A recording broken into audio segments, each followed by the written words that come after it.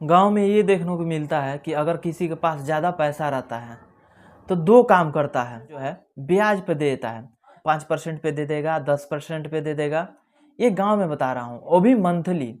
Monthly में 5% 10% interest rate के साथ पैसा दे देता है। दूसरी बात, उसमें सबसे ज़्यादा रिस्क होता है। अगर हम किसी को पैसा 5,000 10,000 या 50,000 या 1,00,000 रुपया दे दिए, भले ही उससे साइन करा लिए, भले ही उसका आधार कार्ड ले लिए, लेकिन क्या गारंटी है कि वो पैसा देगा कि नहीं देगा। तो 5% पे हम जो पैसा दे रहे हैं, हम तो ये देखते हैं कि हम अगर 5% पे दे रहे हैं तो इतना ज़्यादा मुनाफा हो जाएगा, मुनाफा देखते हैं। लेकिन ये नहीं सोचते हैं कि वो पैसा डूबेगा कि रहेगा। इसके बारे में लोग सोचते नहीं हैं। हालांकि थोड़ा सा रिस्क उठाते हैं तो पैसा कमाते हैं, लेकिन रिस्क है। अब हम आपको बताएं कि बिना रिस्क उठाए आप जितना पैसा गांव में पैसा दे रहे हैं ब्याज पे, उतना ज़्यादा अगर इंटरेस्ट रेट आपको अगर आपके पास कोई बैंक दे दे तो कितना अच्छा रहेगा। 5% हम गांव पे दे रहे हैं गांव में, और 5% हम हमको बैंक दे रहा है, तो कितना अच्छा है, बहुत ही बेहतरीन है। और उसमें जो है उतना रिस्क भी नहीं रहेगा। तो यही चीज़ आज बताने वाले हैं कि आपके पास पैसा है तो कहाँ पे इन्वेस्टमेंट करें ताकि आपका पैसा जो है सेफ रहे। सबको यही चाहता है कि हम जो पैसा अपने मेहनत के बदौलत कमाए हैं वो कहीं डूबे ना।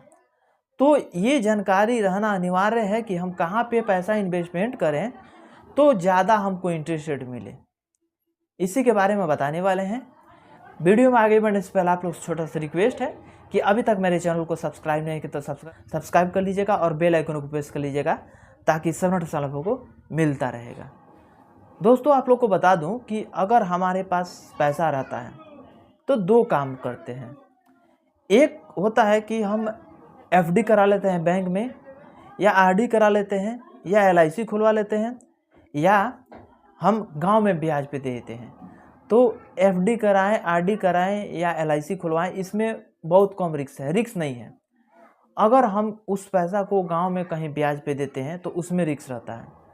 लेकिन अगर एफडी आरडी एलआईसी खुलवाते हैं तो उसमें कम ब्याज मिलता है, लेकिन जो हम गांव में पैसा देते हैं उस पर ज़्यादा इंटरेस्ट रेट मिलता है, ज़्यादा ब्याज मिलता है।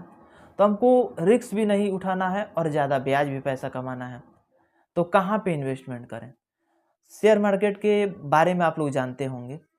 अगर नहीं जानते होंगे तो जान लें कि शेयर मार्केट में जो हम लोग पैसा इन्वेस्टमेंट करते हैं उसमें सबसे ज़्यादा इंटरेस्ट रेट मिल जाता है। बहुत सारे लोग क्या करते हैं कि इंट्राडे ट्रेडिंग करके daily by daily share market से पैसा कमा रहे हैं। डेली का 500 1000 रुपया, 1500 2000 रुपया डेली बाय डेली अर्न कर रहे हैं इंट्राडे ट्रेडिंग करके। तो उसमें थोड़ा सा नॉलेज लेना पड़ता है, कब उसका मार्केट अप होता है, कब उसका मार्केट डाउन होता है। ये सारे नॉलेज होने के बाद आप इंट्राडे ट्रेडिंग करिएगा तो उसमें ज़्यादा फायदा हो सकता है। दूसरा एक और बेनिफिट्स, आपके पास अगर पैसा है 1,00,000 2,00,000 3,00,000 रुपया है और उसको चाहते हैं कि हम कहीं इन्वेस्टमेंट कर दें, तो इसमें एसआईपी करा सकते हैं या लंप सम करा सकते हैं। एसआईपी का मतलब हो गया कि ईएमआई के तहत आप पैसा जमा करिएगा। जैसे कि मंथली आप उसमें बांध दिए कि हम 2,000 3,000 मंथली जमा करेंगे, या 5,000 मंथली जमा करेंगे, 10,000 मंथली जमा करेंगे।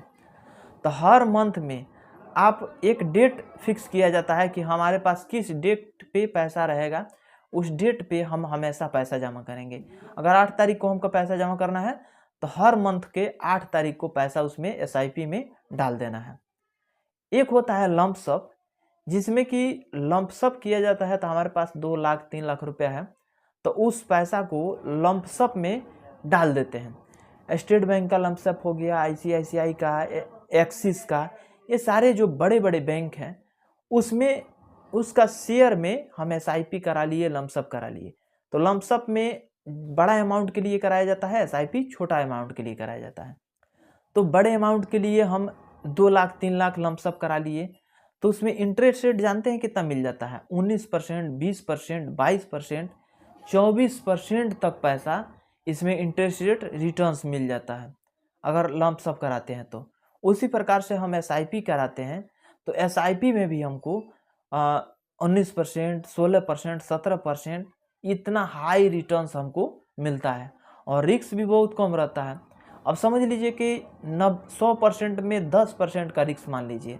हालांकि 10% भी हम रिस्क नहीं मानते हैं, क्योंकि हम खुद SIP करा रखे हैं 3000 रुपये मंथली में स्टेट बैंक में। तो इसमें हम रिस्क उतना नहीं मानते हैं, क्योंकि इसमें अभी तक रिकॉर्ड्स एक देखा जाता है। स्टेट बैंक के रिकॉर्ड्स हम चेक किए हैं, तो अभी तक का रिकॉर्ड्स 19%, 20% लॉन्ग टर्म्स के इन्वेस्टमेंट में मिला है। तो आपको करना है तो लॉन्ग टर्म्स के लिए ही करिए। एक होता है शॉर्ट टर्म्स कम समय के लिए, एक होता है लॉन्ग टर्म्स ज़्यादा समय के लिए। तो लॉन्ग टर्म्स के लिए आप करिएगा तो बहुत कम रिस्क और प्लस में इंटरेस्ट रेट भी ज़्यादा मिलता है।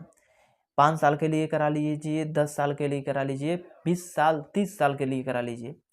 जितने लॉन्ग टर्म्स के लिए कराइएगा उतने आपके लिए अच्छा रहता है। बाकी ऐसे वीडियो पाने के लिए चैनल को सब्सक्राइब करके लिखिएगा, दोस्तों के पास शेयर कर दीजिएगा, एक लाइक कर दीजिएगा। मिलेंगे अगले वीडियो में। आज के लिए बस इतना ही। जय हिंद।